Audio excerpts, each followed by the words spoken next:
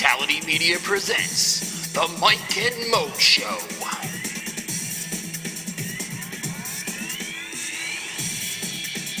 Now here are your hosts, Mike Calandrillo and Maurice Moten. Welcome one and all to episode 25 of the Mike and Mo Show, proudly presented by Derek Rose's new number, coming at you this fall from the Garden. I am always Mike Calandrillo.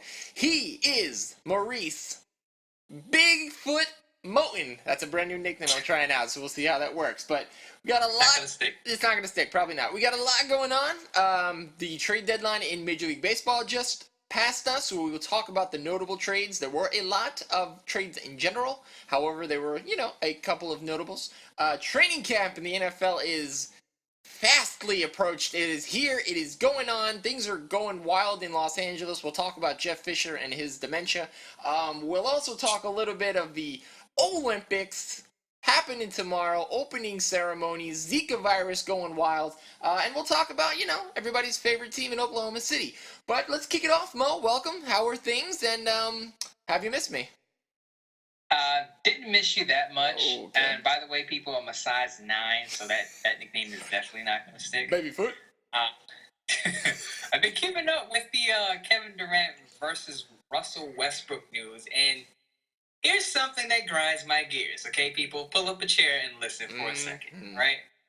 Everyone is drumming up this Kevin Durant, Russell Westbrook beef as they're supposed to be feuding.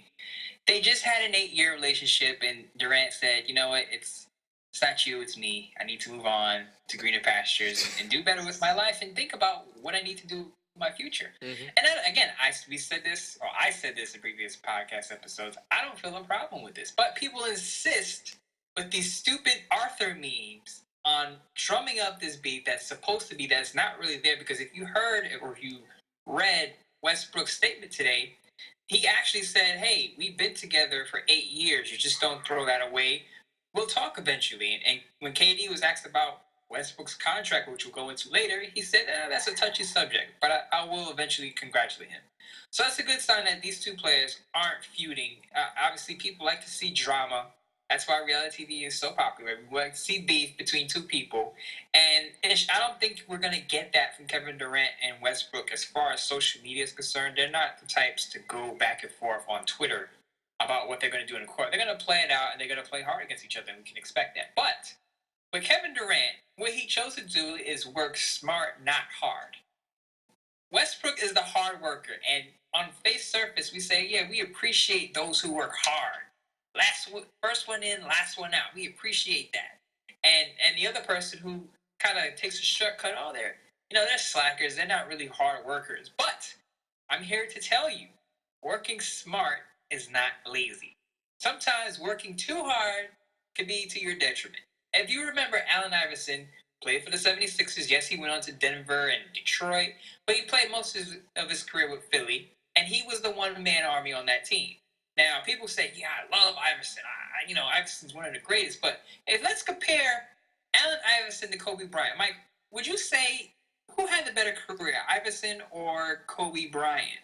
Kobe Who Bryant. would you say better player? Better player. I'd still go with Kobe, the Black Mamba. Oh, okay. Okay. So, let's go with Reggie Miller and Ray Allen. Better player. Ooh, that's Reggie Miller? Reggie, really? I'm surprised. Yeah, Okay. he should be. Patrick Ewing, Alonzo Mourning, better player. Patrick Ewing. Okay, so you're part of the crew with the brain. Okay, Thank you're you. actually pretty smart. That's why I picked you as a co-host. Totally. But most people would say, "Oh, Ray Allen has a better career than Reggie Miller."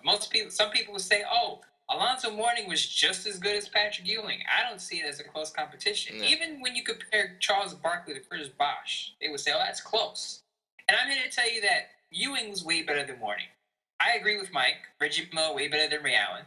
Charles Barkley better player than Chris Bosh, but they don't have the ring. So most people don't identify and say, "Well, I don't think they're that good because they didn't win anything." So as fans, it's all about winning. It's all about championships, because people don't put Iverson on that Mount Rushmore. I guarantee you, if Iverson wins 2 to 3 championships in Philly, we look at him totally different. We look at him in a Kobe Bryant type of aura in that league. We don't see them in the same league. Most people don't.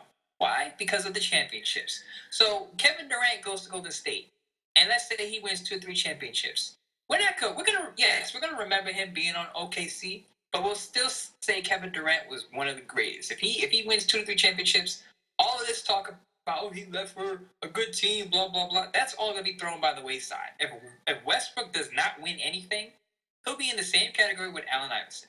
Tough guy, all this heart, he'll take it on by himself, but he's not in that Mount Rushmore. He's not in that top tier level because he didn't win anything. So when it comes to Kevin Durant, he's thinking about his future. He's thinking about his legacy as an NBA player. He wants to be one of the best. So what do you got to do? Work smart, not hard. Don't be Westbrook and say, I can do it all by myself. I can do it all by myself because it's still a team game. Durant understands this. He'll go to a team, take less shots, take less money, be less of a star, be second rate to maybe Stephen Curry in some cases because Steph Curry was already there. But he's going to work smart, not hard. And that's my message to you people. When you're at work, it's okay to bust your butt sometimes. Sometimes you do have to work hard. I'm not saying not to work hard. But I'm saying if you have a coworker, a teammate, a partner, a co-host, then you have to do about 50% of the work. You don't have to do 100% of it and still get good results or even better results. So I'm up here talking right now by myself, but I have a co-host here. So I don't have to talk to you guys for 2 hours, for an hour and a half. I have a co-host who's just as smart as me in sports, can share his opinions, better looking, and share with you guys. And it's a great show, right? Totally. I could do it for myself, but I choose not to because me, like Kevin Durant, I'm working smart, not hard. There you go, Mike. That's all I'm saying. I love it. Remember what Wayne Gretzky said: you miss 100% of the shots you don't take. That doesn't have anything to do with what Mo just said, but it's a really cool. It's a really cool saying. So with that being said, that is the cold open. We will be right back with Open Mic. Open Mic.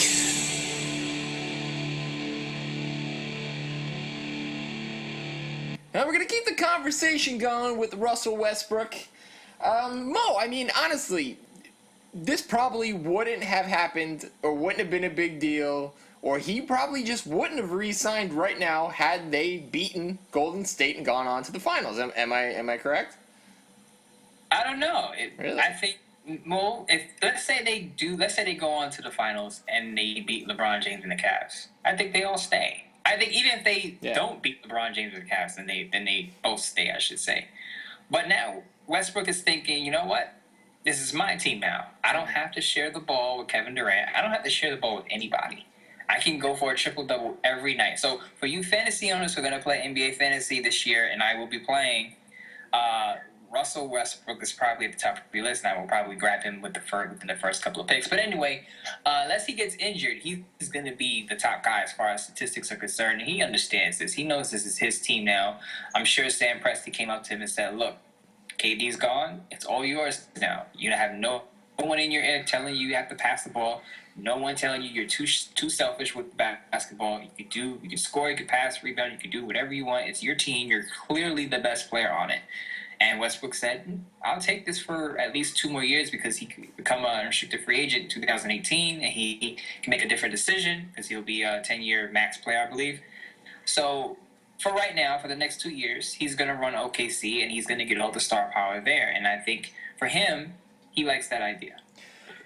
Absolutely. And it's funny because, everybody's trying to build a mountain out of a molehill, and they're trying to pit each guy against one another. And Russ came out and said it today, and he said, we were teammates for 8 years, speaking about KD, and he's not willing to just throw that away. And that's, that's great. I mean, it should mean something that you were teammates, you came up in this league together, you were equally great because of one another. So it'll be interesting to see just how great Russ still is on his own, and we do expect him to, hopefully take over that killer moniker that Kobe Bryant, has left, in the NBA up for grabs. And, even he said that he feels that Russ is the next guy to take that crown because of just his demeanor and the way he plays, and he just goes out and he just looks to dominate, and that's great.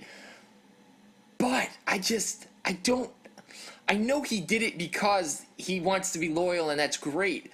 But like you said in the last segment, if he doesn't do anything in the next 3 years, and by do anything, I mean win a championship, because Allen Iverson went to the finals as well and lost. If he goes to the finals and doesn't win or never gets to a finals, he's now 29-30. Yes, he just got $85 million, and it could be more because of that floor to ceiling thing that's going on in the NBA. How, you got money, you got to spend it, or you give it to your best players. But is it lost in translation? If for some reason he doesn't win and now he's 30, and yes, he'll get another nice fat contract probably for another 3 or 4 years, but the best years of his career are now. So is he better served spending them in Oklahoma, where he's been, and they'll be able to add a max player potentially next offseason, and they got Oladipo, and they've got Steven Adams, and they got a couple other players.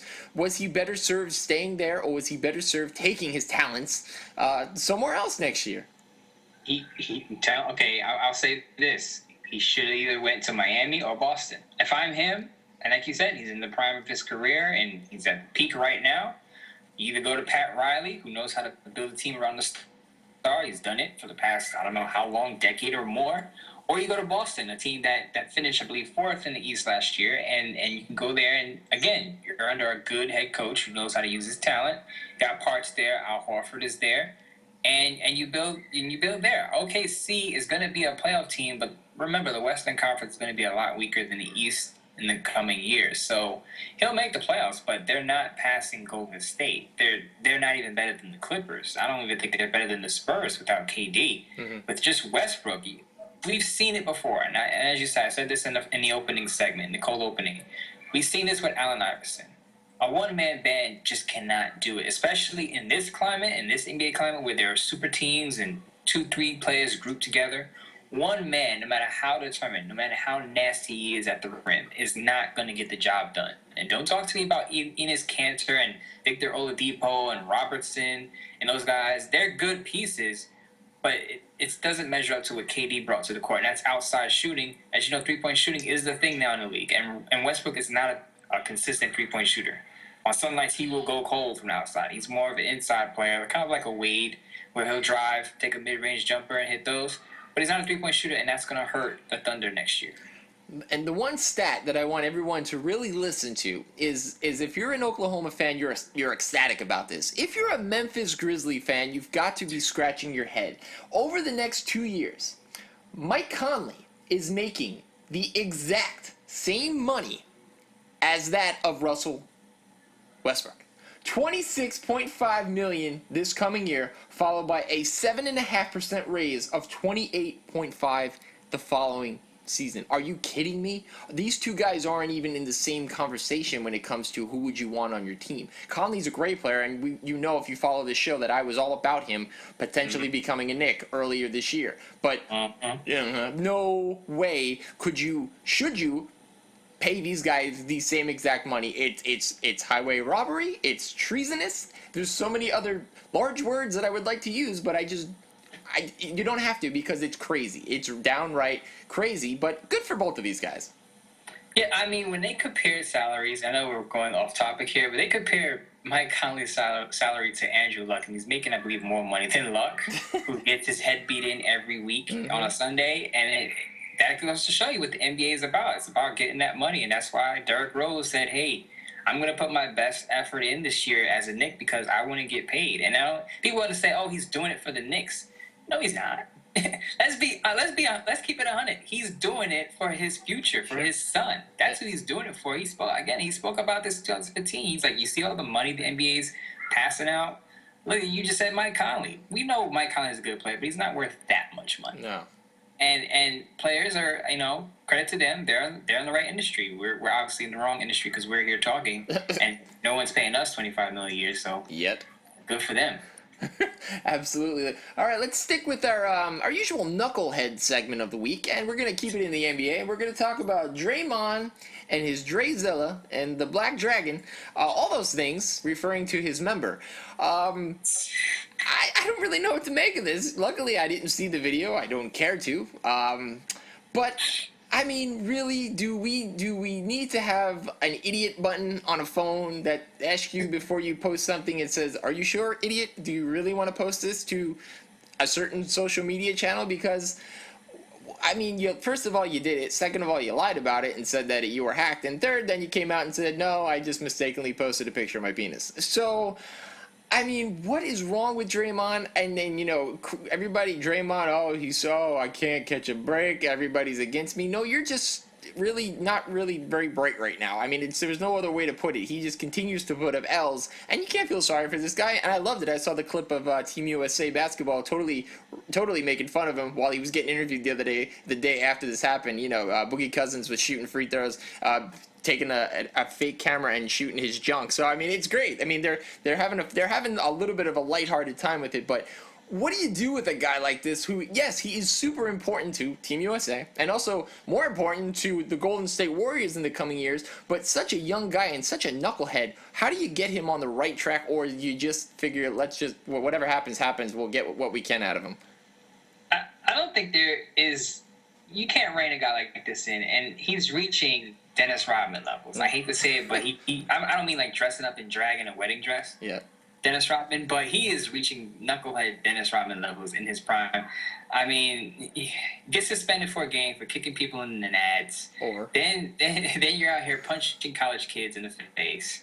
Then you're taking snapshots of your junk and posting it by accident. Quick thing about these kids, because we made fun of old people for being slow with technology. We got younger people now making a lot of mistakes with Snapchat. First it was D'Angelo Russell. Mm-hmm. That was Draymond Green, and I'm sure there's a bunch of other athletes out here who don't know how to work Snapchat. I have a friend that said Snapchat is confusing. I'm not on Snapchat. It's really not.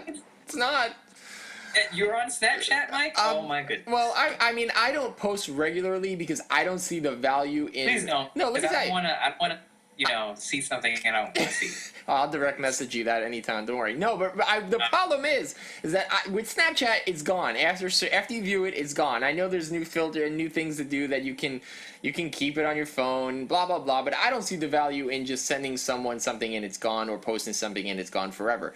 But I guess when you're sending pictures of your anatomy, there is a certain purpose to that, but it's really not that difficult. My fiance has it. I have a lot of friends. I will watch their snaps. I like watching celebrity snaps. Bleacher Report has one. They're fun. They're good. They're entertaining. But yeah, I don't do it. I wouldn't advocate you to do it because you're on your Twitter. You're barely on Facebook, Instagram. We're gonna get you on that next. So let's take one step at a time. But yeah, I just think all these guys should get like social media managers, and the Mike and Mo show will proudly do it for you, Draymond. We will control all your content. We won't post stupid things, and we will make you look a little bit brighter in the eyes of many people, because right now this is what you need, sir. You otherwise we should just take away your cell phone, because you should be punished for your actions. Sliding in DMs? No. Good pictures of your family, maybe? No. Yup. Okay. Draymond Green needs to keep it simple, okay? Because he's obviously trying to slide in someone's DMs. There's no other reason why you would take a picture of that part of your body and publish it. Yeah. But obviously, whoever was supposed to get that picture didn't get it.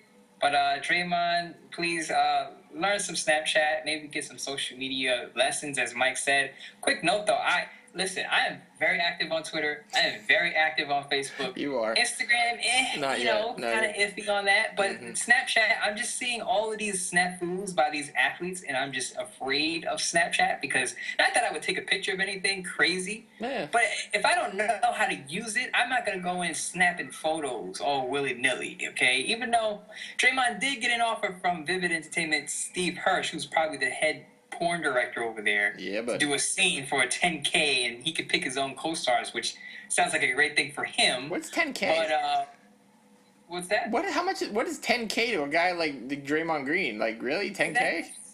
You got a good point, but maybe Draymond Green is gonna be in tough negotiating with his team over all his transgressions, and he may need that $10K sooner or later, because, as you know, NBA players, if they go broke at certain times, or if they don't manage their money, if Draymond can't manage his Snapchat, I have questions about him managing his bank account. He'll be calling Vivid with the Hey, I used to live like a block away from Vivid Entertainment back in the day in Los Angeles. You've seen some characters coming out of that building, ladies and gentlemen. Woo! So you were connected sort of to Vivid Entertainment. Do you know Steve Hirsch? No, I don't. But when you live in a building that is basically next door to this building, and your people that live in your building work for that company, you see a lot at the gym, at the pool, doing laundry. I mean, hey, I was young. I didn't mind. It's a different way of life. But so maybe Draymond should move to LA in the offseason. I'm just saying. You were young, Mike. That was probably you were in LA, what, 2 years ago? Not even? Well, it was when I first got to LA. It was like 2010-ish, 2009. Yeah. I mean, I was young, impressionable, ready to take on the world. Okay, we're going to go from young to old. Yes. Derek Fisher posted a video on Facebook, and basically he said, "I'm not done yet, back in the lab." So he's basically inferring that, or insinuating that he would come back to the league as a player, not a coach, as a player, which I think is ridiculous because Derek Fisher will turn 42 in August.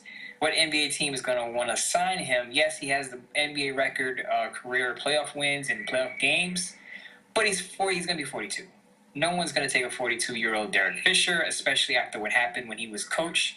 You can't be cozy up to people's ex-wives and expect players to accept you in the locker room, whether you're a player or a coach. It's just not going to happen. Maybe he can go and play in Israel with Amari Stoudemire, who he coached, before Amari left. Mm-hmm. That could work out, but not in the NBA. Just not going to happen. Yeah, just stop, Derek. I mean, you don't need to be in the news right now. Just go hang out, do something else. I mean, at one time you were a very bright young basketball mind. People wanted you to be their coach. I'm sure you can get an analyst gig anywhere that you might want, an assistant coach. You look like you probably at one time could have played for the Spurs. Maybe it's just you look like an old man now. I don't know. But regardless, there's plenty of opportunities for Derek Fisher if he wants them. I just don't think player should be one of them. But again, who knows with the way the NBA is. Maybe he'll sign a 10-day contract and he'll light it up because if Jason Terry is still trying to play, I guess Derek Fisher thinks he can play as well. Well, I mean, Ray Allen is trying to make a comeback. So I guess if Ray Allen gets on with Golden State, Fish can get on with Cleveland, and we can have like a old man bout, one-on-one or something like that. I don't know what they could do with that, but let's do it. Yeah. If Fish gets back in the NBA, I just want to see him on the same court with Matt Barnes. Ooh, I want to see how that goes. Where is Matt Barnes now? Didn't he sign with somebody this offseason? Sacramento Kings. Ooh. Which is no. Why? He really just wanted the paycheck, clearly. Yeah, he just signed there and said, hey, just, give me a paycheck. I'll play a couple of minutes for your trash team, and you're not going anywhere. I'm not going anywhere. So the match made in heaven. Yeah. It really is. Well, it is almost Olympic time. And yes, they did technically start yesterday.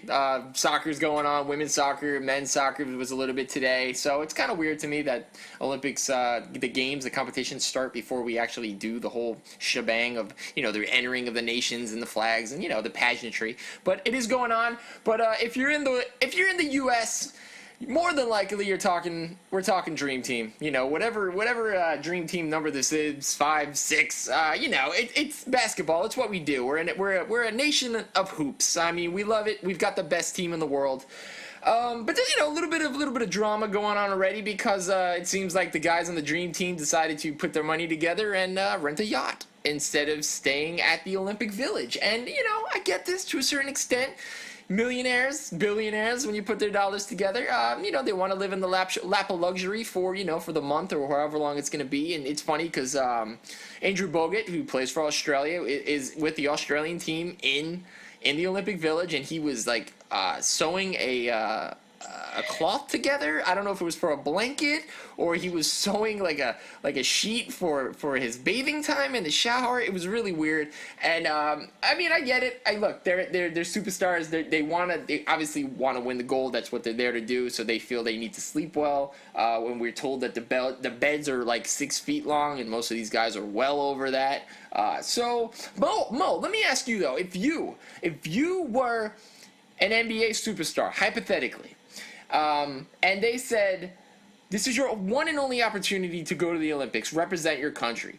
Would you, A, want to stay in the Olympic Village and kick it with all the other Michael Phelps, Usain Bolts of the world, and have a good time, because supposedly it's like sex parties 24/7. There's good times around to be had. Or would you stay with your boys and go on the yacht and live like a P. Diddy video circa 2002?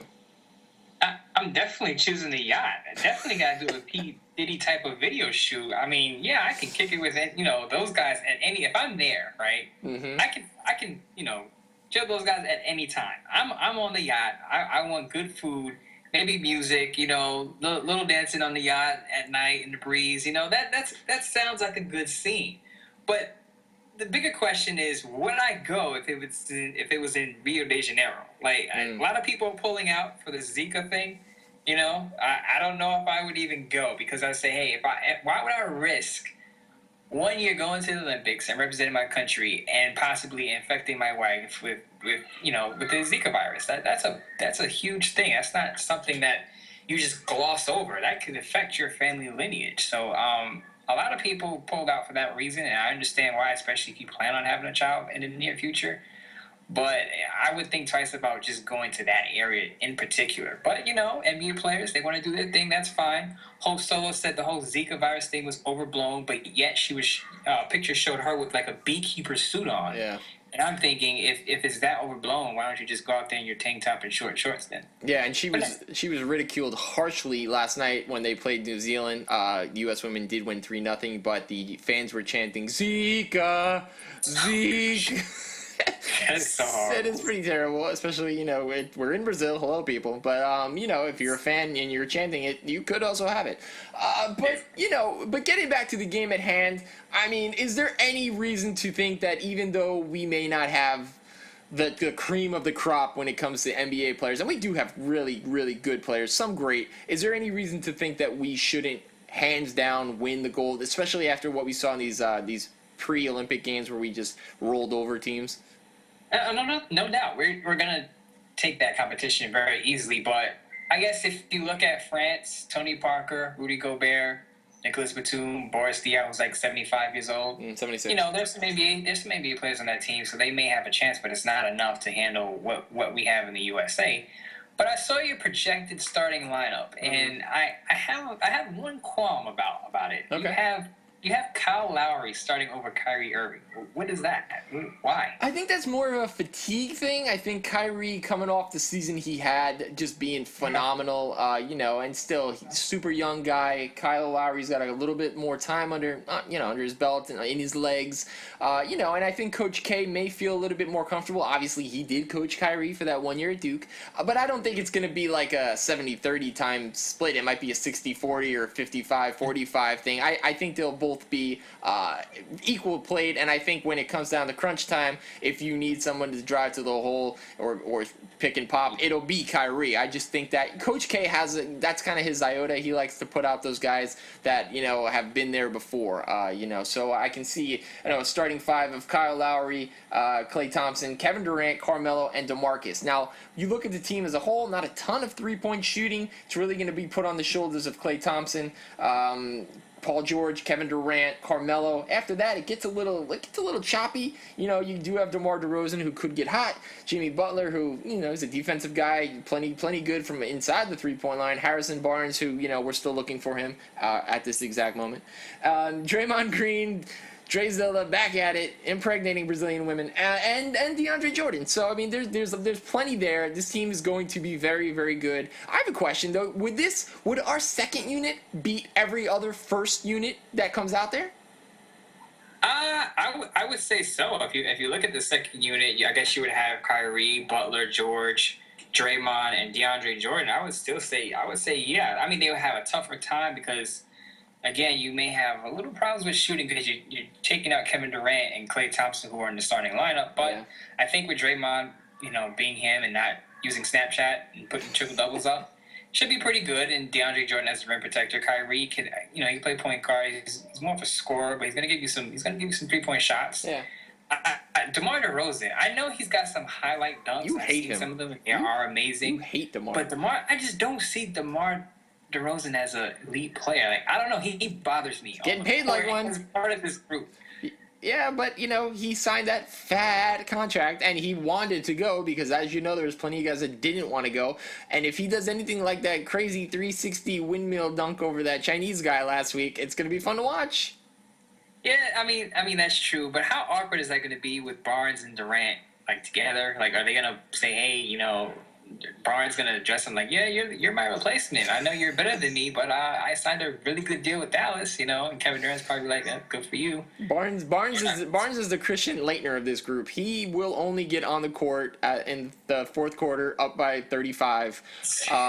He's just a fill-in. I mean, look, he's a fine player. He's probably better than 75% of other starters or that the other countries are trying out there, but yeah, I mean, we're not. If we see a lot of Harrison Barnes, I'll be surprised. But who knows? Maybe Harrison Barnes lights it up like he used to do in North Carolina against Coach K and Duke. Who knows? And maybe this revitalizes him. And I'm sure Mark Cuban would love to see a little bit of confidence put into Barnes after he, went missing in the finals. But again, it'll be fun. If we don't win gold, all these guys should stay on that cruise ship and just sail it away into, Key Largo. They should, because it would be anything less than a gold is unacceptable.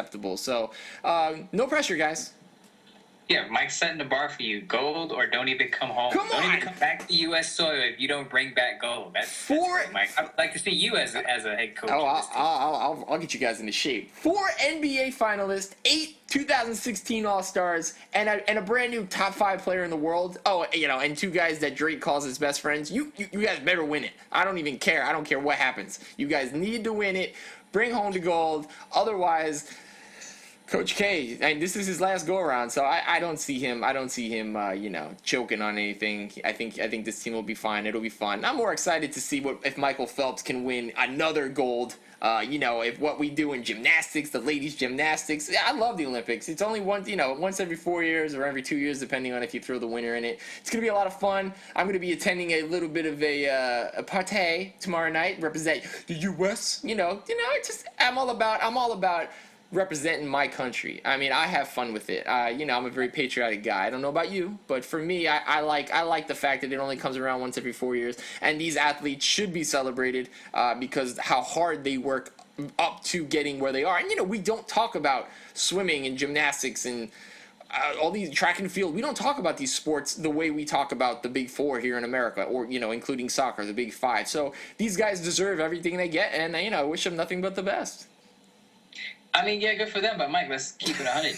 You are just out there for the party. Yeah, I'm sure you're not going to roll up to the party with an American flag draped around your shoulder. No, because that's not cool. That's if you look at that, and that's that's one of those things like veterans do not care for people that wear the flag. Like my dad was in Vietnam, does not want to see me wearing an American flag T-shirt, and I'm cool with that. I get you fought for this country. I'm down for whatever, but I will wear a nice gray shirt with a flag on it tomorrow, and then but it's in good taste. It's not like a full flag T-shirt.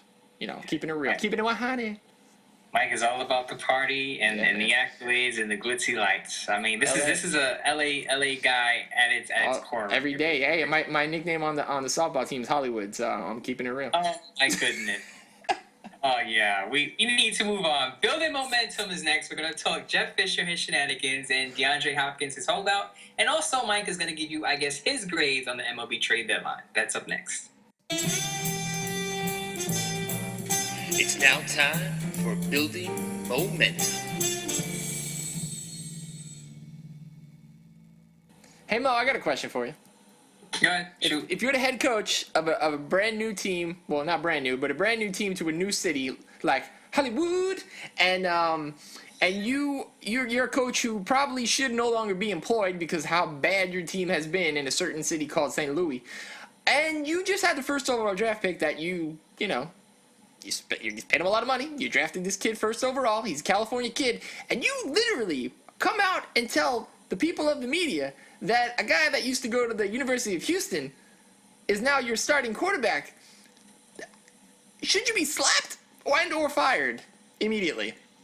Well, first of all, Jeff Fisher should have been fired long ago. Yeah. He hasn't had a season of a record over 500 since the Tennessee Titans in 2008. So that's number one. Let's just get out the way first, okay? Let's put that out there. Mm-hmm.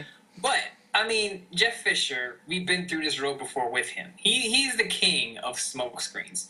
Before the draft, let's rewind the clock. Before the draft, the Rams had the number 1 pick. Obviously, they traded up for it, right? Yep. Mm-hmm. And right before the draft, leading up to the day before, people were saying, well, Jeff Fisher's undecided. He doesn't know if he's going to go with Jared Goff or Carson Wentz. He's not really sure. It could go up in the air. Could it be Wentz? And I'm just like, don't be boo-boo the fool here. We all know who Jeff Fisher's going with. He's going with Jared Goff, and he does this a lot with the media. He plays these mind games. I don't know what I'm going to do. I may go this way. I may go that way. And I'm just like, Jeff Fisher, you're going 7-9, and you're going to start Goff because no one believes you're going to start Case Keenum, who probably doesn't even have 5 wins in a regular season.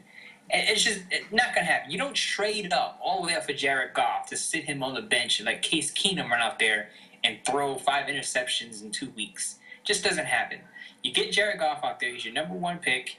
Let him make his mistakes. Let him take his lumps because the quicker he gets out there, the faster he'll learn. I think he'll be pretty good.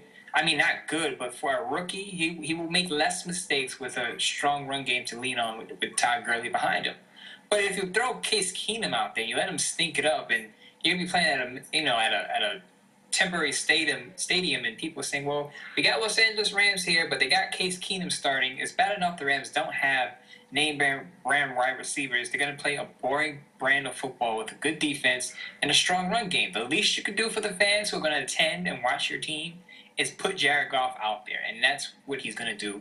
Don't believe the smoke screens. We've been here with Jeff Fisher before. He's playing games. I tell you what it is. It's that HBO is filming Hard Knocks with this team, and Coach Fisher is trying to be Hollywood, which I got nothing against. I got nothing but love for him. But he's trying to build. He's trying to build the crazy. He's trying to make viewers tune in and keep his job at the same time and make his team relevant. Now you said 7-9. Really? Yeah, I mean, I was just being fictitious there. Oh, okay. It'll probably be more like 4-12. Yeah, that's what I was thinking. But I'll give them 5-11 because they got to play the 49ers twice. So I'll give them 5-11. Really? You think the Niners actually be worse with either one of those 2 quarterbacks that they currently got going? They're talking about starting Blaine Gabbert. Yeah. Like, seriously considering starting, like, not even like playing games like Fisher's playing games, like seriously starting Blaine Gabbert. And Chip Kelly will do it because Chip Kelly's that arrogant when he can say, you know what? I can fix Blaine Gabbert. And he will try it. It's not going to work, but he will try it. And Kaepernick, it's been clear that he doesn't want to be there. I mean, a couple of months ago, he said he wanted to play for the Jets when Fitzpatrick was still holding out and growing out his hair. Mm-hmm. And he wanted to play for all these different teams, wanted to go to Denver. He was chatting it up with John Elway when they lost Brock Osweiler to the Texans. He doesn't want to be there. So what they're going to do is they're going to take a guy who wants to be there because you got to understand quarterback position is a leadership position. The guy actually he has to want to be there and lead that team. And Kaepernick clearly does not. Blaine Gabbert is saying, this is my second opportunity. This is my rebirth period to right the wrongs that I had in Jacksonville and get a second chance at life in the NFL. So he's going to take it a lot more serious than Kaepernick. So that's why I believe they're going to try Gabbert out there, but that team is only going to win 4 games. So they're going to stink up the NFC West, and you're going to have the Arizona Cardinals and the Seahawks lead it. But back to the Rams, to bring this back full circle, expect Jared Goff to start this season. Won't be that good. Todd Gurley will be the fantasy option there. He'll be the player there, but Jared Goff is going to take his lumps, and we'll see where he takes it from there. So sticking with your fantasy predictions, we all know that Antonio Brown is the number 1 consensus pick, especially if you're in a PPR league. Who is number 2 as a wide receiver? Well, according to Brandon Marshall, he should be up there. But I love Brandon, but come on, let's be real. I'm not putting Brandon Marshall up there. I mean, I guess you're going with DeAndre Hopkins on this one. Bing. But I would little caution here. Really? DeAndre Hopkins, he's been great. Okay, let's preface this by saying Hopkins held out for like 12 hours, and he came back to camp because he realized he had no leverage. Pretty much. But if you look at it, the Texans need Hopkins as much as he needs them because without Hopkins, they don't have an offense. You already have a new quarterback there. You do have a good running back, Lamar Miller, but we all know that Hopkins makes that offense run, and you're right, Mike, he's number 2 behind Antonio Brown. Because if you think about it, I'm going to read to you the list of quarterbacks that Hopkins has had, and he's still up to 1,000 yards. Mm-hmm. Okay, this is what he had from the start of his career in Houston. He started out with Matt Schaub, Mr. Pick Six. He had Case Keenum, the same guy who's in the running for Jeff Fisher's starting job in L.A., which is not going to happen. He had T.J. Yates, Ryan Mallett, Ryan Fitzpatrick, Brian Hoyer, and Brandon Wheaton. None of those players are going to the Hall of Fame, no offense. Only one of those players is going to start for the season. That's Ryan Fitzpatrick for the Jets, and they took months to give him a new deal. So you got to give Hopkins a lot of credit for what he's done with subpar quarterbacking. But he'll have an upgrade with Brock Osweiler. But I just worry that if Brock Osweiler doesn't pick up the offense, I know there are reports out that he's doing well. But when you read these camp reports, a lot of players are quote-unquote doing well. You really have to wait till the preseason, the regular season, to really see what a quarterback is in a new system. And so far, the track record in Houston for quarterbacks hasn't been good. And the jury is still out on how good Brock Osweiler really is. Remember, he got pulled for noodle arm Peyton Manning in the playoffs. Noodle. I get it. Peyton Manning's brain is bigger than his. He's smarter. Mm-hmm. I get it. But Brock Osweiler wasn't scintillating when he was in the starting lineup. He was pretty average. I mean, my boy Khalil Mack in Oakland sacked him 5 times. So how good can he be? I mean, I know, it was behind a makeshift offensive line, but Houston's offensive line isn't grade A either. So before you pick Hopkins behind Brown, if Brown is gone, I would kind of hit the caution button a little bit. Kind of look at your options. Maybe there's another wideout out there that you can get that can maybe produce just as much as Hopkins, because I'm telling you, if that Brock Osweiler experiment doesn't work or if that offensive line crumbles, you're going to have a problem. Okay, so fantasy sleeper, an ex-Houston Texan wide receiver, now with the Tennessee Titans, Andre the Body Johnson. Am I crazy? Yeah? Yeah, you're crazy. Okay, all right, just checking. I'm sorry, but I like Andre Johnson. I mean, the guy donates his checks to charities, and he's very giving, but his career is done. I hate to say he's played for every AFC South team, and it might take the third team for him to realize that his career is pretty much over. And he had a down year with Indy, and Indy, I mean, yeah, of course, they had Matt Hasselbeck there for a while, so that may have something to do with it. But if you watch his games, he just doesn't have it. He just doesn't have that, what he used to have with Houston in his early career. He just doesn't have it. And you're with Tennessee, and Tennessee is going to be pretty much a ball control team. They're going to be a run-first team to set up the pass. So you're going to have DeMarco Murray and Derrick Henry running the ball about maybe 60% of the time and setting up Marcus Mariota hopefully in the red zone, which should be a rarity. But the wide receiving course is not that impressive. They do have Rashard Matthews, who I like. They've been testing Dorial Green-Beckham, and he hasn't responded. Reports are that he's disappointed during camp.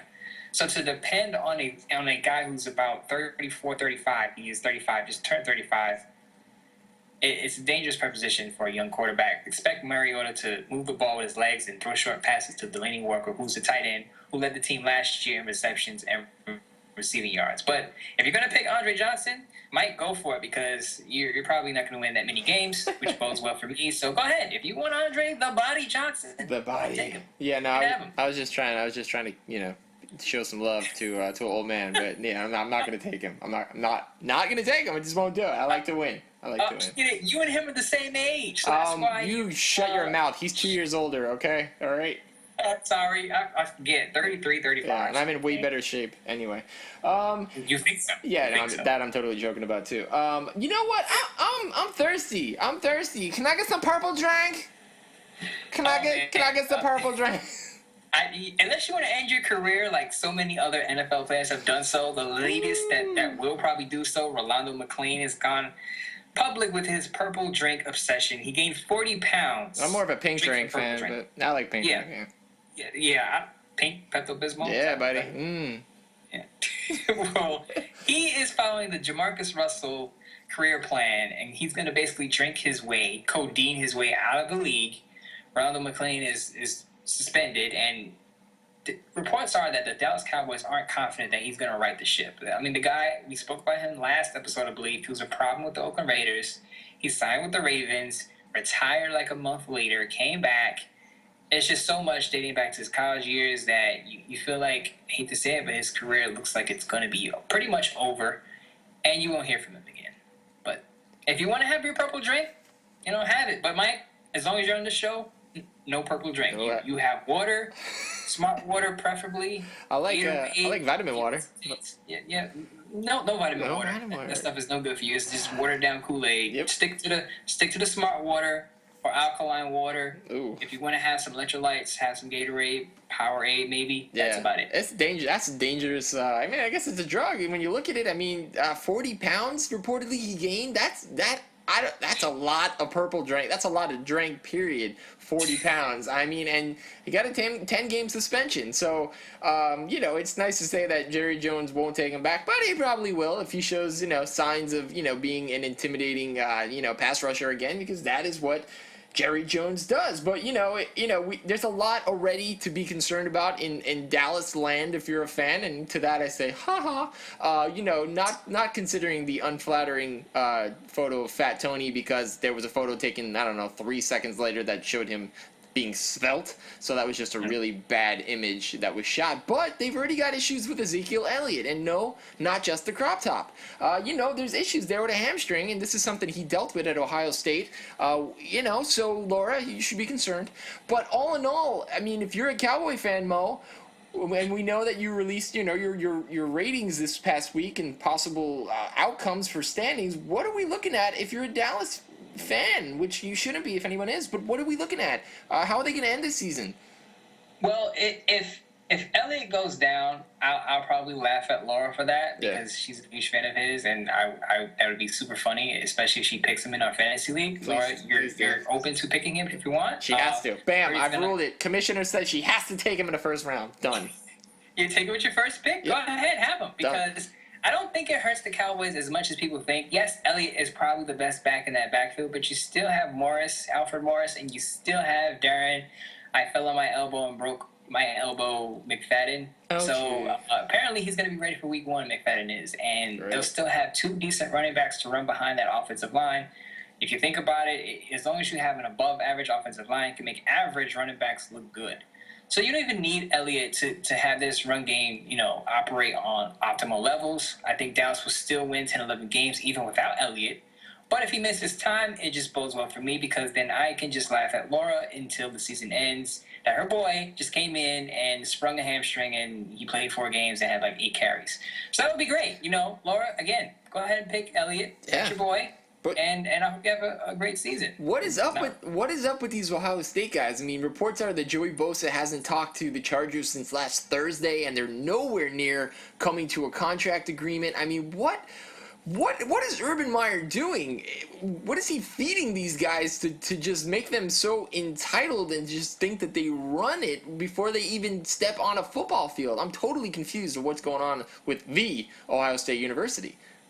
Yeah, I'm confused too. Maybe they need a lawyer and a physician or something together. I don't know what's going on with Bosa, but it's just kind of odd that we've gone through several camp practices and he has not negotiated a contract. Darren Lee also came from Ohio State. It took him a while, but he was in before camp.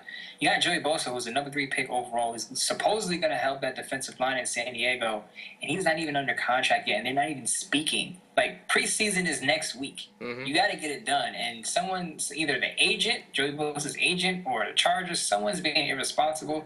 It could be a little bit of both. I don't know why this is coming from Ohio State, but there's a lot of red flags. I mean, under Urban Meyer, he's a good head coach at that college, but there's been a lot of red flags between, speculation about drug use, and they get in the NFL sometimes, contract issues, injuries. You hate to pin it on one school. But in Joey Bosa's situation, it's just mind-blowing that this guy's a rookie. You need as much time with your new team as possible, and he's not on the field. And one of the first things that I believe the head coach and the GM said, Telesco said, was, this guy loves football. He just wants to be on the field. He just wants to play football. Well, it doesn't look like that right now. I mean, I understand, get your money, more buckets. I get it. But get it done at a faster pace. I mean, it's been months now. Yeah. Like, what are you doing? Seriously. No, absolutely. I think it's time for a formal investigation of Ohio State University and, call it a day. But, there's a topic I'm about to bring up, but it's funny because Mo often doesn't like to get involved when the proverbial SHIT hits the fan, and there's certain comments that I love to go off on a tangent and Mo stays away from. So this is one that I'm going to do that. Remember the whole Miko Grimes thing from a couple weeks ago where I just ripped her a new one. So Mo, you take this one away. Before you start, I'm sorry. I'm going to interrupt you here, but it's for your own good. Please do. This might save your life. Before you go in, before you make comments about this next person. No, I don't want to make any comments. I'm letting you have the floor. No, I'm done. But I can't hear you. I'm sorry, we're breaking up. What? You just said You're the guy. You're the brave dude They're who not- goes on not on tangents this and one. not the safe one. So I'm gonna let you have this. one. No, I'm gonna let you have this one because you need to step up to the plate because you came up with this topic. When I saw it in the news, I was like, nope, not touching it. I like my life. You know what? Like my life. This is what I'm gonna say. Congratulations, Marvin Harrison, Yes. on being inducted to the Hall of Fame, the Pro Football Hall of Fame. It's good to see you in. I knew you'd get in. I was a fan of yours ever since you got in the league with Peyton Manning and the Colts. Always cheer for you. I probably had your jersey. And Probably. it's great to see you actually be recognized for all the things that you've done. Now, if you're not familiar with Marvin Harrison, I would advise you to Google him. And when you Google him, I'll just give you 2 hints. More of, I'll just say a couple things. Please do. Bang, bang, pow, pow. Pay Marvin Harrison before you pay the mob if you owe this man money, because he does not play with his money. He does not play with anything that belongs to him. So please, when you see Marvin in the streets in Philly, Walk to the other side say of the hello, street. sir. Yeah. Be nice. Say hello, sir. How are you doing? Congratulations on the Hall of Fame. Shake hands. Not too long, maybe for 2 seconds. Yeah, for real. Let go and run. Don't walk away. Run away. Gang You're wondering why I'm saying this? Again, just Google Yeah, him. for Just real. Google him and read all about his background. Pretty much. That's it. Pretty much. Yeah, that's That's pretty much it. Yeah. He's That's it. Nothing to add, Mike? no, too legit to quit. That's all I have to say. That's But yeah. What about T.O.? I mean, people are talking about this T.O. stuff, I don't know. saying that he's supposed to be in the Hall of Fame, and I agree. I wouldn't put him in over Marvin Harrison, because Marvin Harrison is one of the greatest wide receivers ever to live on this earth. But I think T.O. should have got in somehow, maybe take somebody off. I don't know. Definitely not Kenny Stabler, because he's a Raider. But Yeah. T.O. had 9 1,000-yard seasons in a 14-year career, and he played with the Buffalo Bills when they had Ryan Fitzpatrick and Trent Edwards in 2009, and he had 983 yards and 9 touchdowns. So with the Bengals to end his career, so he deserves to be in. But again, not over Marvin Harrison. Marvin Harrison absolutely deserves to be in. He should be the first person in. He should be the first person to speak. No one speak when he's speaking, by the way. Do not speak when Marvin Harrison. watch your mouth. Absolutely. Catch your tongue. I mean, but come on. We know why T.O. didn't get in. I mean, like, really? Like, has anyone ever watched game film or seen an interview with the man from the past when he was doing crunches in his driveway? Like, this is what he did. He did it to himself. It's the same reason Barry Bonds won't get in the Hall of Fame and A-Rod won't get in. And maybe T.O., he will eventually get in, but not in a year when it's a unanimous guy who did all the right things, I'll say, at least on the field. He was a prima donna, and he shot himself in the foot repeatedly with so many different teams. So there's no sorrow for T.O., and he can cry, that's my Tony Romo, that's my man, that's my quarterback, you know what I'm talking about. Remember that? Because it just seemed all preconceived, and it seemed so fake. And even though he went out and was great for so many years, the time has come where he has to pay the piper, and if that means not getting in the NFL till his 2nd, 3rd, 4th, 5th time of eligibility, so be it. Too bad. So sorry. Now, when you said T.O. shot himself in the foot, are you sure it was T.O. that shot himself in the foot, or did Marvin? Are you saying Marvin? See, that was care of Maurice Moten, care of the Mike and Mo show. I have nothing to say about that. Next. I'm just saying. The smoking gun. Ooh, you playing with fire. I'm just saying. Maurice Marvin, Moten, I'm just saying. he lives on the Bedford Stuyvesant and Williamsburg in Brooklyn. You snitching. You on podcast snitching on me. I just shouted you out at the beginning of the podcast. Said you were my co-host. We couldn't do this with each other. I got your back. You out here snitching on me. Hey, I got people. I'm Italian. I got this. We got this. Listen, okay, you better. Yeah, I better have 2 big bodyguards with me at all times for the next 5 days, because after Marvin gives his speech in Canton, Ohio, he could be back in the East Coast in New York, so I need to He's coming for kind you. of be careful. He's coming I'm just for saying. you. Absolutely. No, we got nothing but love for Marvinson. That's my dad always called him. He combined Marvin and Harrison. He called him Marvinson. But fix it. yeah, absolutely. But you know what? Hey, good for you. And let's talk baseball. Okay, sure, absolutely. Mark doesn't play baseball, so that's great. Yeah, a lot going on in the world of baseball. It was a fun past, like 10 days or so, and obviously, August 1st was the trade deadline. Lots going on. My beloved Yankees, pretty much waved the white flag, but it's okay because we picked up what was that? We picked up a bunch of prospects, and in 2 years we're going to be relevant again, so it's okay.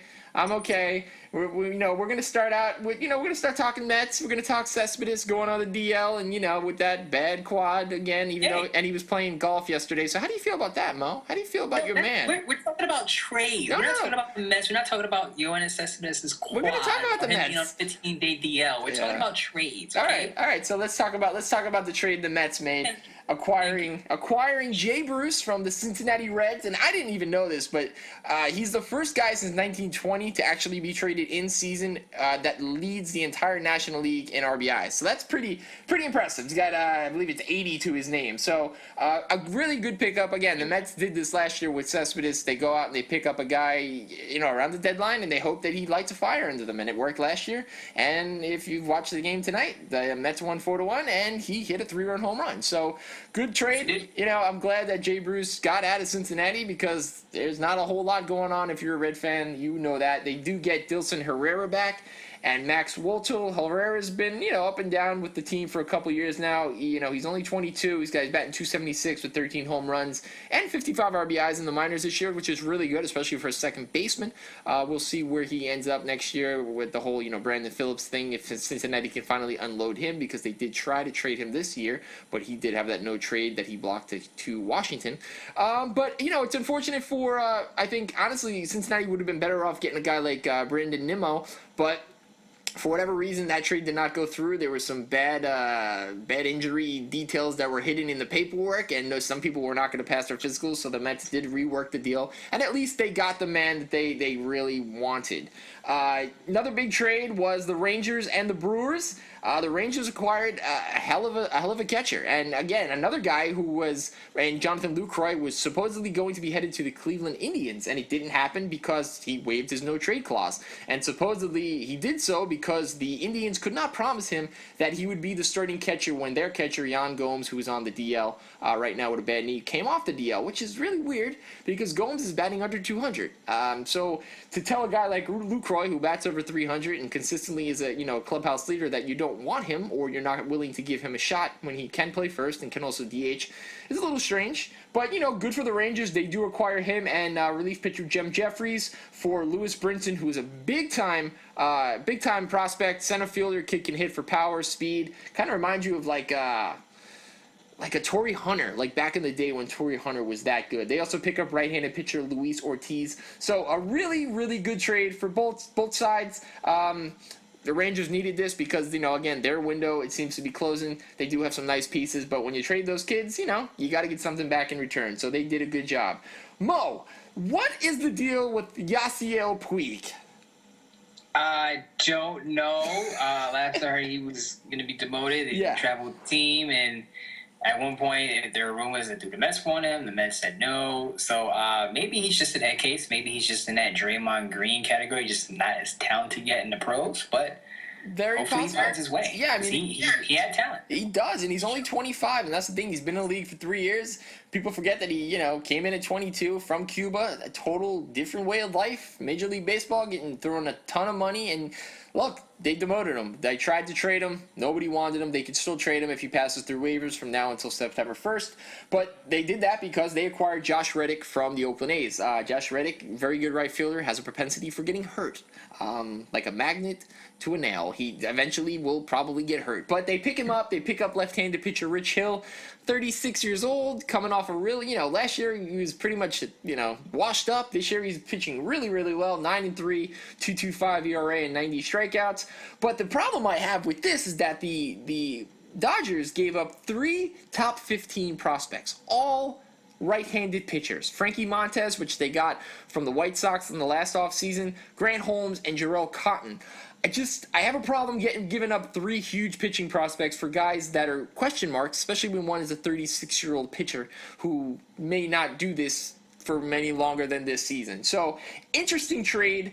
We will see. Not a huge trade between the Pirates and the Blue Jays. The Pirates acquired Drew Hutchinson, while the Blue Jays got Francisco Liriano, who is pretty much the name that people can recognize in a deal like this. Liriano just kind of needed a change of scenery at this point. The Blue Jays also acquired Reese McGuire and Harold Ramirez. A lot of prospects being traded around, which is kind of weird because the Pirates go and trade a guy like Liriano. They traded Jonathan Neese back to to Moe's Mets, which is fine. The Mets could, use a guy with everything that's going on in their bullpen situation. But then they go and they actually traded for Ivan Nova from the Yankees, who the Yankees basically traded for 2 prospects to be named later, and if you know anything about that, it's just so you can get him off the roster because you don't want him anymore. So it's kind of weird that the Pirates would take on a guy like that when they basically traded a guy like that, who was a lefty who, really Liriano has the propensity for striking out, 10, 12 batters a game if he's on. Now, he can also walk 10 or 12 batters, but that's another story. So kind of confused what's going on in Pittsburgh. I feel bad for Andrew McCutchen because these are the best years of his career. He is signed for 2 more years, and after that it will be 32, and he's going to want to play in a playoff and a World Series, I would think, because he's a great player, but at this rate the Pirates are not going to get there anytime soon. There was a couple trades with the Angels and the Twins. We're going to go past that. A trade that I did like was the Giants and the Rays. The Giants acquired left-handed pitcher Matt Moore. Really very talented guy, still young, coming off Tommy John about a year and a half ago. He showed signs of being pretty solid this year. Actually pitched okay today. He went out in a 2-2 score, struck out 6 but walked 5, and that's not like him. But again, it was his first outing for a new team at San Francisco. But the Rays acquired Matt Duffy, who last year finished, I think it was 2nd in Rookie of the Year, the Rookie of the Year award. And it's weird because Matt Duffy had a really off year this year. He's still hurt. He's on the 15-day DL. So if Matt Duffy is not hurt, more than likely the Rays aren't getting him. So obviously we talked last week, the Giants picked up Eduardo Nunez. He's going to be their third baseman. But I'm kind of surprised that the Giants gave up on a young guy in Matt Duffy. Obviously, old story, you have to give up something to get something. And the Giants needed, an extra pitcher in that rotation because of the whole Kane situation. Jake Peavy not really living up to what they're getting paid, and Jeff Samardzija has not been the same for about 2 months now. The Rays also acquired Lucius Fox, fantastic name, possibly the greatest name in the history of baseball, and a guy by the name of Michael Santos. Again, lots of prospects being dealt. The Angels sent Jesus Castillo to the Cubs for Joe Smith. Another great trade for the Cubs. Solidifying that bullpen, putting in a solid right-hander that can come in, spot situation, 7th, 8th inning. Like we talked last week, they got Mike Montgomery, they got Aroldis Chapman. So great trades there. The Cubs they're going for it. 108 years without a World Series, Mo. If they don't, a lot, that's a long time. Thanks a lot for helping them out, Mike. Thanks a lot. Well, I mean, sign a fan. Thanks for giving Aroldis Chapman for the. I mean, if you could get their number 1 overall prospect, who's a shortstop, and a couple other, the number 5, the number 13. I mean, it's just a smart move, and let's face it, if the Mets continue to, struggle, they're not going to be in the conversation for a playoff spot anyway. But we'll move on. Not going to talk about the Red Sox because I don't want to. We'll talk about my Yankees. Carlos Beltran was sent packing. Obviously, he's a free agent after this year. Yankees fans are all over me on Twitter saying, "Oh, but even if we can't trade him, we'll sign him and give him a qualifying offer." Okay, so you're going to give a qualifying offer to a guy next year who's going to be 40 that can no longer play the outfield, and the qualifying offer is $16.7 million.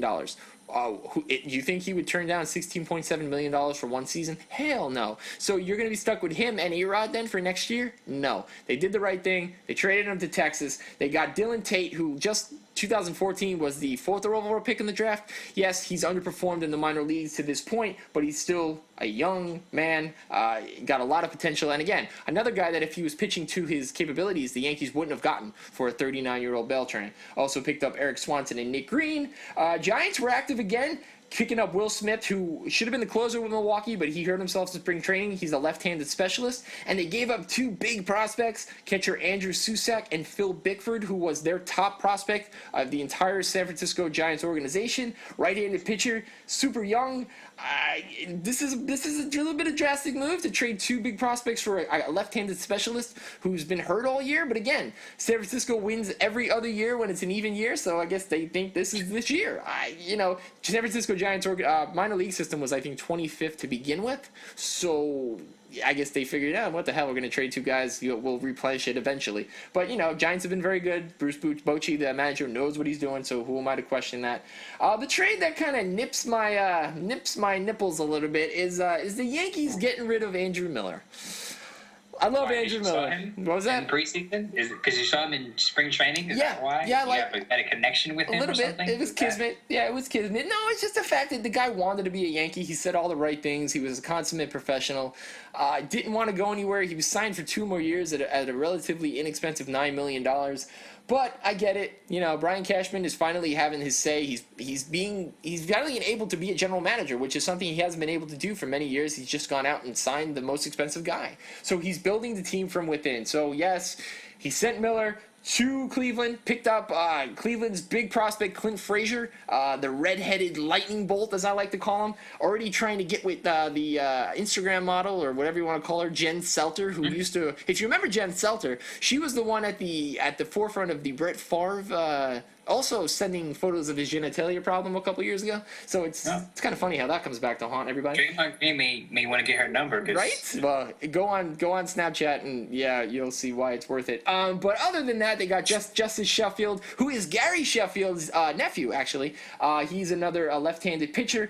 Kind of diminutive, only 5'10". Sorry, Mo. But hold on. Why you gotta use that adjective? You don't have to say all of that. Well, I'm just stating obviously. But he does throw 92, 93. He's got a slider. Picked up actually Ben Heller, who throws triple digits. It was almost like a throw-in this deal. But this kid could be up as soon as next week with the Yankees because obviously we traded a bunch of guys in the bullpen. So they do need some arms. And then as Mo did allude to earlier, your oldest Chapman was we talked about it last time, was sent to the Cubs.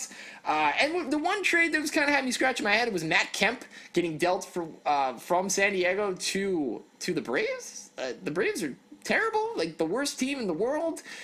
And they actually traded him for Hector Olivera, who is another Cuban import who was also accused of domestic violence and was suspended, but getting paid for this year. And right ahead, the San Diego Padres released him. So they're going to be on the hook for his remaining salary. But I guess Matt Kemp grew up a Braves fan. Okay, cool. I guess you need somebody to come in and root for your team, right? When you fall off the mountain, you got to start from the bottom, okay? This is what happens. This is what happens when you're the man. You got to start over. You build your way back up on a bad team. It's very possible. Good for him. Maybe I think he would have been better suited going to a team like the Mets, like we talked about many episodes ago. But, hey, he's in Atlanta. I still think there's a possibility he gets dealt now if he clears waivers, or will be dealt in the offseason because he's just too good of a player to still be with Atlanta. I get that, he's getting paid a lot of money, but somebody would need an impact bat. But I think, honestly, probably the best trade of all the trades was Mark Melancon going from the Pittsburgh Pirates. Yes, those Pirates we talked about a minute ago. They traded their closer. I don't get it. Traded him to the Washington Nationals for Felipe Rivera and Taylor Hearn. Melancon, he's club controlled. He's 30 out of 33 in save chances and a 1.91 ERA this year. That's exactly what Washington needed. Jonathan Papelbon has been lacking, to say it in a nice term, but a great trade. He saved the game last night, and Washington is they're just playing really great ball. And if they can continue to hit, and ex-Met Daniel Murphy can continue to make Mets fans cry, then I'm a happy man, and I feel like the Nationals are going to be the team to beat the National League. So Mo, that is the trade deadline report. All in all, it was a fun time of the year for me. It's great to see the Yankees doing something for the future because I'm tired of people bashing my team and bashing my minor league system. I actually wrote an article that says now the Yankees rival the Braves for the number one farm system in all of baseball. Obviously, with the Dodgers trading those 3 top 15 players, who they were one, probably dropped down to about 3 or 4 now. So that is it, Mo. It's plenty of baseball still left to go. We got about 2 months, so a lot can happen. You know what? Let's see the Mets do it. I'm all for a New York team representing the great state of New York, because unfortunately mine won't be there till 2018. But regardless, there is hope in Yankee land. Finally, you come to the reality of it. Let's just put this in perspective. Yankees, and I tweeted this right when the Yankees had their fire sale. I said the Mets are competing for 2016. The Yankees are competing for 2018. Think about this, okay?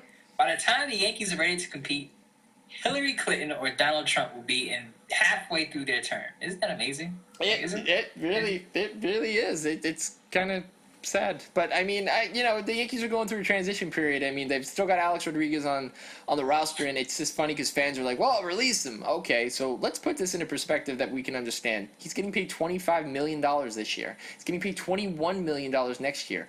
It's not your money, so it's very easy for you to say, cut him.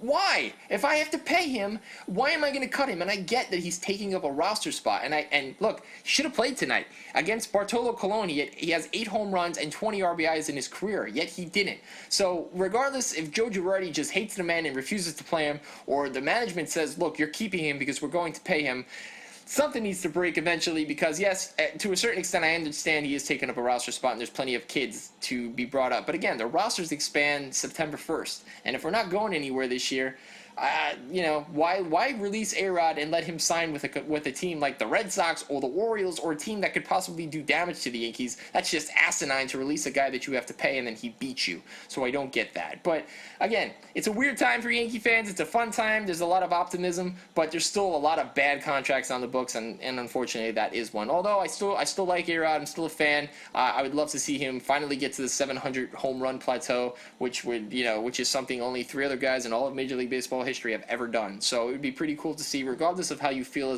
about him as a man, if he cheated, this or that. Probably won't get in the Hall of Fame, but he's a good teammate according to all the reports. He's basically a coach right now, helping all out the younger players. So at least he's doing something to earn that money instead of just mailing it in like he really could. You're absolutely right, but it's funny. If A-Rod never played for the Yankees, would you be that passionate about seeing him hit that home run or passing 700?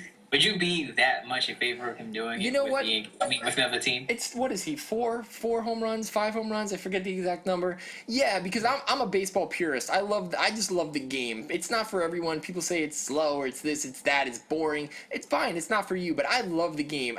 When Mark McGwire and Barry Bonds and Sammy Sosa were doing those things years ago, it was just amazing to be part of history. And every time there's a no-hitter, a potential no-hitter or a perfect game, I want to watch it because I want to say that, hey, I want to tell my son one day I got to see that. So if I can say that I was there and I got to see Alex Rodriguez hit 700th home run and then take his helmet off and walk off the field and never come back, then I want to be able to say that because it's a possibility. But I'm not one of those people that's like, well, he's a disgrace, he's this, he's that. Well, you know what? Yes, he might have cheated, but 700 home runs, PEDs or not, is still a hell of an achievement.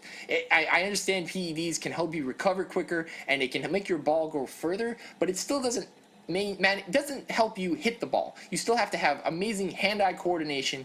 You have to be able to play over 20 years, give or take, which is what he's around. You have to be able to endure all that the hate that he's been spewed at for many years. So regardless if he was still with Seattle or still with Texas, it's still something that I would want to see because it's history. It's weird to me, like in the NCAA when they'll say, oh, team cheated, USC cheated, we're going to take away your wins, we're taking away your bowl wins, Reggie Bush, give us back the Heisman. Okay, but in my mind, I still saw the Reggie Bush win the Heisman. I still saw USC win that national title. So you may not say it's on paper, but in the minds of millions and billions, it is still what it is. They were champions. He won the Heisman. A-Rod could hit 700 home runs. So there's a gray area there. I obviously get that. You don't have to like him. I don't care if you do. Not you, Mo, people in general. But for me, for baseball fans, historians under the age of like 70, we'll say, it is cool to see. But it's not for everybody, so be it.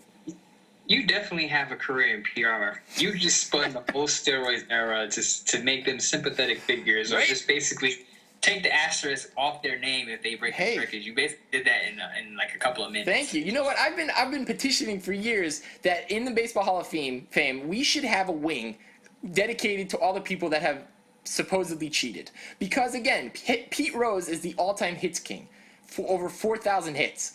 Did he cheat? Did he bet on his own team? Did he bet on them to lose? No one knows. But we're not going to allow him in the Hall of Fame. Shoeless Joe Jackson supposedly threw the 1909 World Series, the Chicago Black Sox. Still batted over 400, but he cheated. Barry Bonds is the all-time home run king. Supposedly cheated. Roger Clemens, 300 wins, supposedly cheated. We don't know for sure. Regardless if we know the testimony or not, these guys did it. So you don't want to let them in the Hall of Fame.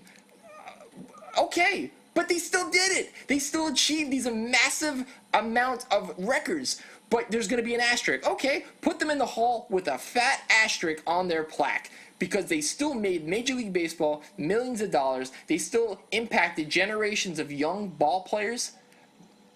They made a difference. Good, bad, or indifferent, it made a difference to fans, to the way the game is played, and to the way the game is today in 2016. So whether it was now that we finally got PEDs and we're cleaning up the game, it's because at one time it was dirty. Or whether we're still working to clean it up, it's because we went through what we went through with those congressional hearings and all of that crap. So, it is what it is. You can't take away what these guys did. Totally. You can't wipe the slate clean. Like, oh, I'm sorry, Rafael Palmeiro, you never played. Like, I'm not going to Jedi mind trick you into thinking, like, oh, woosah, it never happened. No, it happened because I saw it. So that's all I'm saying. It's crazy. It's weird. Everybody, it's like talking politics with people. Nobody's ever going to be on the same page. But if I had anything to do, that would be my goal, is to let them in the hall with a fat asterisk and a separate wing. Maybe it was like a janitor closet at one time, but I'm letting them in the hall. Yeah, you heard it right there, Mike, laying down the law. Let him in. I'm not a fan either of taking away things that have already been earned on the court or on the field. I would say just leave it, but, like you said, put an asterisk next to it. But I'm not in favor of, oh, you didn't really win that Heisman, or you really didn't win that championship. We're going to take your banners down. It's just, to me, it's just like you can't undo what's already been done. No. Just learn from it exactly. And move on. Absolutely. That's the thing. It's written in history, whether it's actually on a paper or not. We saw it. We lived it. It made us feel something. It's an emotion. And that's what sports is about. It's about an emotion. It's about pageantry or rivalry. That's why we watch. We watch so you and I and guys like us can talk about it and inspire people to either do this as well or go on Twitter and talk about it, drum up a conversation, or to get in an argument. Whatever it is, it's a narrative and it keeps the dialogue going. It's entertainment. That's what it is. And sometimes people take it a little too seriously. So check yourself before you wreck yourself, homie. Speaking of heated debates, next in the wrap-up, we're going to talk about the LeBron James-Michael Jordan comparison. That's up next.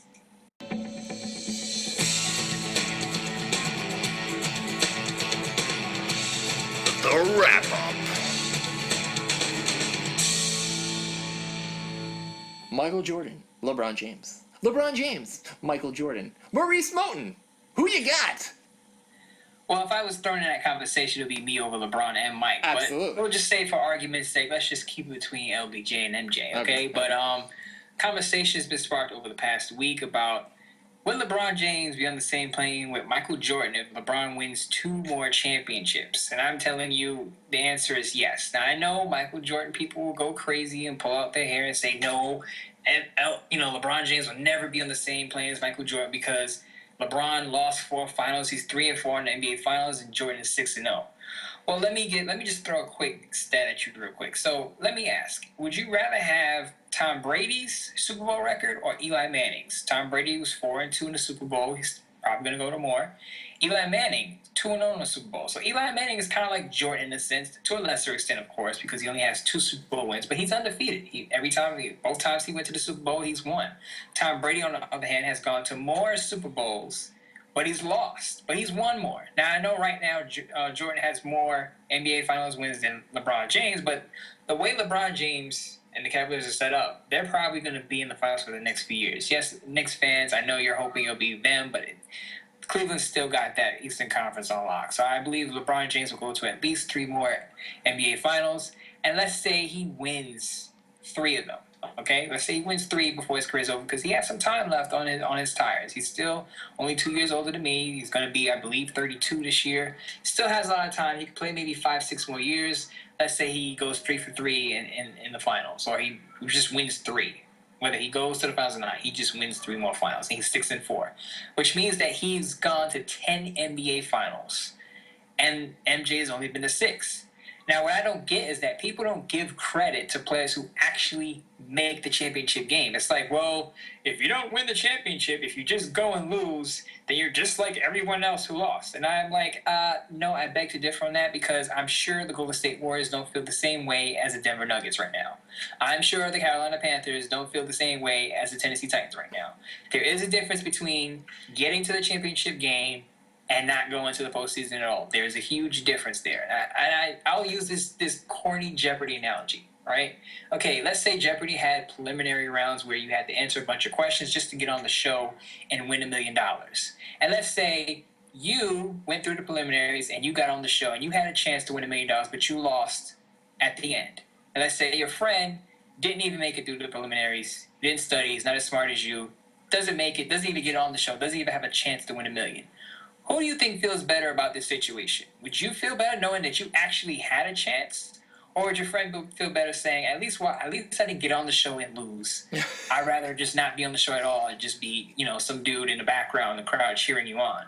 And I'm sure the person in the upper hand would be you who actually had a chance. So that's my analogy towards sports, is that we have to give credit to the team that actually gets there, because by all means, that means you won your conference. You were the best team in your conference. There has to be something said for that. I mean, if you look at the last NBA Finals, I believe the last 7 or 8 NBA Finals, LeBron James has been there. From Cleveland days to Miami to Cleveland, he's been in the NBA Finals. And he's performed. Whether he's won or lost, he's given it his all. So people saying, 3 and 4, can't compare because Michael Jordan was perfect in the NBA Finals. Well, guess what? Before Michael Jordan was getting to the NBA Finals, he couldn't get past the Detroit Pistons. And I've said this multiple times before. Jordan at first wasn't even getting there. He had to break through a wall to get there. And once he got there, yes, he took advantage of it.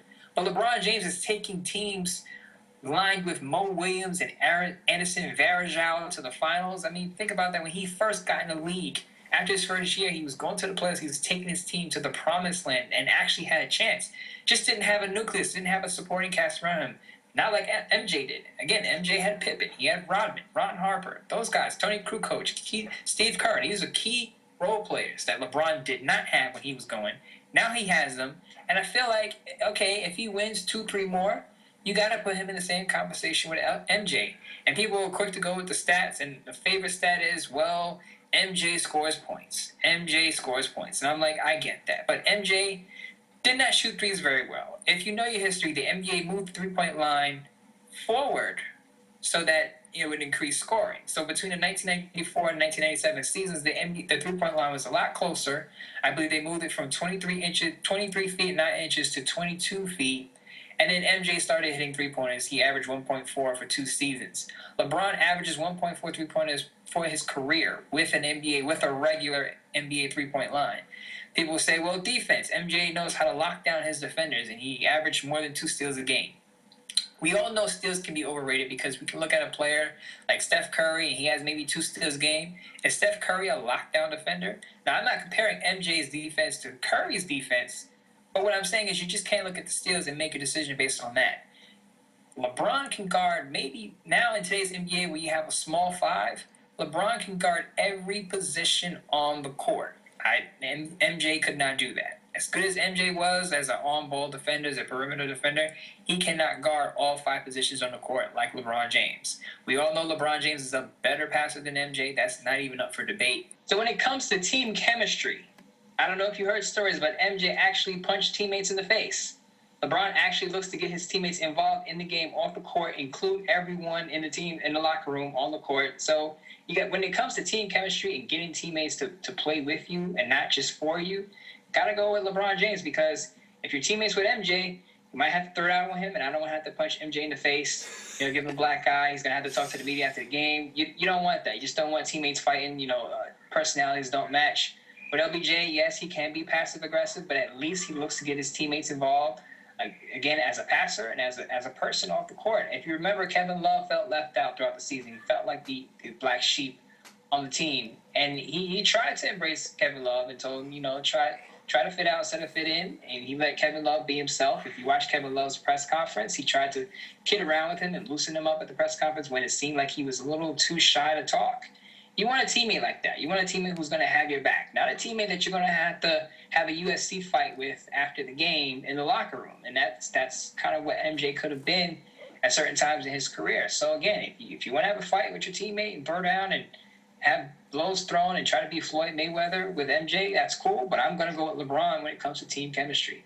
Again, it's an intangible. People will say, well, MJ scores all the points. But when you look at the full picture, the full scope of everything, you got to give LeBron James credit. So, again, if he wins 2 or 3 more championships, you have to mention him in the same breath as MJ. There you have it. Maurice Moten loves him some LeBron, And disrespects Michael Jordan. I mean, See, you know it is. People give this, and I understand where this is coming from. A lot of fans who are younger than we are, who are in their early 20s, they didn't see Michael Jordan play. Sure. It's more about the mystique. They just see the YouTube videos. They see the sneakers, and they think he was, damn near perfect. Yeah. And they watch LeBron James, and we live in a social media era where everything is picked apart. Everything he does is picked apart. And the criticism just runs rampant. It makes LeBron James look so far behind MJ as a player, and it's just not true. I watched MJ play. I've watched those championships. I'm not saying MJ isn't great, but what I'm saying is he's not on this planet on his own if LeBron can pull through and go 6-4 in the finals for the rest of his career, because then he'll be tied with MJ. They'll have the same amount of finals wins, but LeBron James will have 10 appearances in the finals. Yeah. Yes, he lost 4 of them, but you got to give him credit for being the Eastern Conference champion and taking his team there. Again, do you want to be that guy who lost in the preliminaries in jeopardy in the crowd, or do you want to actually have a chance to win $1 million? I think you want to at least have a chance, and LeBron James has done that with even the bad Cleveland Cavaliers teams. And again, Michael Jordan has so much help. He had Kerr, he had a crew coach, he had Pippen, he had Rodman. He had Horace Grant for a while. I mean, he had players around him, and LeBron didn't have that at the beginning. And I think if LeBron had a good supporting cast early in his career, he wouldn't be 3-4 right now. He I don't know, he may be 5-2, 6-1. Who knows? Maybe 7-0. But for LeBron haters, that's going to be blasphemy because they just don't see him that way because of all the criticism. I'm telling you, he's approaching that plane. He's not there yet because he's only won 3. But he has a team that's going to definitely go back to the finals multiple times in the coming years. So, again, stop hating on LeBron. He's pretty much up there. Yeah, I mean, if you were lucky enough to see Michael and you now get to see LeBron, you should know that they have completely 2 different games. I mean, they're not very similar. LeBron's a lot more magic than he is Michael, and to a certain extent, you can't even put LeBron in a category because there hasn't really been anyone that can dominate on both sides of the floor the way he does. I mean, we saw it in the finals when he went and he slapped that ball. I think it was from Curry.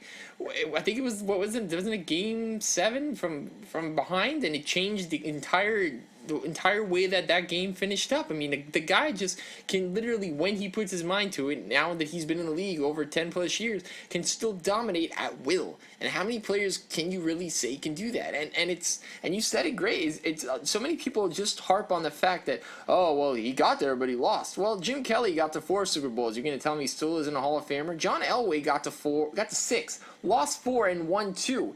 So you're going to tell me that those 4 that he got to weren't important to winning the final 2? And that's the thing with LeBron. He may have lost a bunch, but that made him get that much more hungry to win what he just won and to possibly win next year and the year after. So it is what it is, and one thing feeds off the other. So just like Michael, if he didn't lose to Detroit, may not have won the following couple of times against, the Lakers and so on and so forth. So you can't take away anything from anyone. It's a weird argument. I'm never a guy for comparing players in different eras because that's exactly what it was. Did the NBA move into 3-point line in '94 to aid Michael Jordan? That's very possible. I mean, he was Michael Jordan. He was the greatest player in the world and may still very well be, but at the time there was nobody close. And if they could help him, then why wouldn't they? So, I mean, would the NBA do that? Would they currently change the rule to aid LeBron? I don't know. Maybe. Does it need to happen? Not really, because it seems like LeBron's doing pretty damn well on his own accord. So, it's weird. It's crazy. I love it. I love the conversation. It's I don't know if you're ever going to be able to convert the Michael Jordan lovers of the world, but maybe you don't have to because, LeBron's doing a pretty good job on his own. Yeah, I mean, I try all the time to fight the Michael Jordan overhyped love, but I know it's not going to work when the person I'm arguing with is wearing his sneakers. It's just not going to, going to pan out well. But it's just, I just caution people, and I think people will begin to appreciate LeBron once he retires. Once we look back, and the next generation that's coming up who didn't really get to see LeBron, the baby's being born, I guess now or in the past 2-3 years, they'll appreciate LeBron more because they'll say, wow, this is a 6'8", 6'9" guy, 250 pounds, who played 5 positions on the court, defended 5 positions on the court, took his team to the finals for like 7-8 straight years. and right out of the box was pretty damn good. And he got all of this criticism. I don't know, Twitter and Snapchat and all that stuff is going to be around in 10, 12 years, but people are going to look back at YouTube, I'm sure, or some variation of it, and say this guy was a special talent. They'll look back at MJ too, of course, but they'll say, wow, this guy, he could pass, he could score, he could defend, chemistry great, how could you overlook that? He's got to be one of the greatest. But again, LeBron's story is still not done yet. It's still maybe 5-6 more years left to write, more chapters in Cleveland. So we'll see how it ends up. But I'd say even if he just wins 2 more championships, he gets to 5. You got to put him on a pedestal. It's going to be debatable, of course, between him and Jordan, depending on what you look for in the greatest player, because everyone has it's a subjective topic. People have different qualifications of what's a great player, what's not, why is this person better than the other. But you just can't put LeBron on a second tier. You got to put him on the top tier. Again, especially if he wins, because again, he led both teams in the finals in points, rebounds, assists, I believe, steals, all the major categories. And that's something that's never been done before. A team coming back from down 3-1 to win the finals. Never been done before, and you have to attribute that to LeBron James' greatness. Yeah, and instead of hating, you know what? Enjoy it. Enjoy what you're watching. You're witnessing history again. Maybe that's what to take away from this entire episode 25. You get to witness history, and that's not a bad thing at all. Instead of putting your negative energy into LeBron James and bashing him because he's not what you think he is, well, appreciate what he is, which is currently the greatest player in the world. And like Mo said, when the day comes that we can then compare and contrast to Michael Jordan, then we'll do so. But right now, no, Steph Curry's not on that plane. For one season, he was, but he's not. So, and will he get back to there? Who knows? Who knows? If injuries or the fact that he has another guy that's going to share the ball with him will even allow it. But it's going to be fun to watch Golden State and Cleveland potentially fight for another championship this coming season. So I mean, if you look at the odds and you look at the way the two teams are stacked up, they really should enjoy what we get to see, because again, it's not going to happen very many times in our lifetime. It may happen in your kids' lifetime, your great grandkids, but for right now, we're getting to witness LeBron James, and Mo and I got to witness Michael Jordan, and I got with Derek Jeter, now there's Bryce Harper, and there's great players in their respective sport that only come around so long, once in a while. So just watch it, have a good time, spark a debate, but, at the end of the day, be easy, Yeah, I mean, I throw shade at Tom Brady all the time, but I realize sure, that Tom Brady is one of the greatest quarterbacks I've ever watched. Him and Peyton Manning. Of course, Tom Brady more so in the clutch in the postseason, but when you watch Tom Brady, no matter how you feel about the New England Patriots, they're cheaters, blah, blah, blah, deflated footballs, yada, yada, yada. When you watch the Patriots, you are glued to Tom Brady in his arm, and he's just turned 39, and he's not showing any signs of decline. Turned 39. I mean, it has much to do with his diet, his hair, but everything else, his wife, but he's relaxed. He has nothing to worry about. Serious. So I mean. When you watch him on the field, it's almost like poetry. You're watching greatness in motion, and he could probably win 2 or 3 more championships, because again, he's not showing signs of deterioration in his game. And I think the Patriots are going to be in the running again, even if he is. Well, I mean, he's going to be suspended 4 games, but when he gets back on the field, he's going to be fiery, and the Patriots are still going to be good, because that division, the Jets are the only team that could probably challenge them. But let's be honest, Ryan Fitzpatrick, the president of the 1800s, is not going to beat Tom Brady when it comes to the postseason, especially with the weapons he has around him. The Patriots are talking extension with Gronkowski. They got Martellus Bennett, who's flaming Jay Cutler and everyone else in the NFL. Mm-hmm. And they got Julian Edelman back. He's sleeping with everyone, but that's his business. Yeah, buddy. But now they fortified the offensive line. So the Patriots are going to be great. And I of all the times, I will say this one time, I have respect for Tom Brady's game. No matter how much shade I throw at him and all the jokes, I realize that just like Michael Jordan with the Bulls in the 90s, I am witnessing greatness. Absolutely. And let's hope, if you're a Jets fan, you start out the season 3-1, because anything less will not be good enough to win that division. Unless Geno Smith comes out from the wings, starts, and leads the team to the promised land. Come on, Geno Smith. Geno Smith, how about it? Which is the promised land. The promised land is a Canadian Football League playoff berth, because that's pretty much all he's gonna have in his future. But Anything else, Mo, before we end up episode 25 on a positive? I feel like we should start the league maybe after the first preseason game or the second preseason game, just to avoid stupid injuries. You would hate to pick up like a Jordy Nelson and he gets hurt like the first game. Not again. And he gets screwed. Yep. Yeah, that wouldn't be a good look. Absolutely. So. Yeah, so if you're interested, it's mentalitymedia.com/podcast. Drop us a line. Let us know why you want to play, why you think you'll dominate, which you won't. But let us know. Hit us up on Twitter, Mike and Mo Show, Facebook, Mike and Mo Show. I mean, just do it. Just do it. Let us know you want to play. We will take your money and we will have a good time and we will have some laughs and we'll put you on the show. So I mean, what more can you ask for than that? Nothing. Hollywood Mike and Mo Money Mo Buckets. It's a beautiful combination. Yeah, definitely. Those are 2 passwords people should come to the party with. Just mention those 2 names at the door and we'll let you in. Absolutely. Free couple of drinks. Yeah, Draymond. Like that. Draymond will be there punching babies and it'll be a good time. I don't know. If Draymond's gonna be on Snapchat, he can't come in because I don't trust him. Yeah, I don't trust him. Definitely not. But especially if he's on Snapchat. Yeah, he ain't putting my business in the streets. Because we all know Mike's got a lot going on. So much business that I can't even tell you about. But that is it for episode 25 of the Mike and Mo Show. As always, it's been a pleasure. Hit us up on social media, Mike and Mo Show. We'll be active on social media until next week. I'm Mike. He's Mo.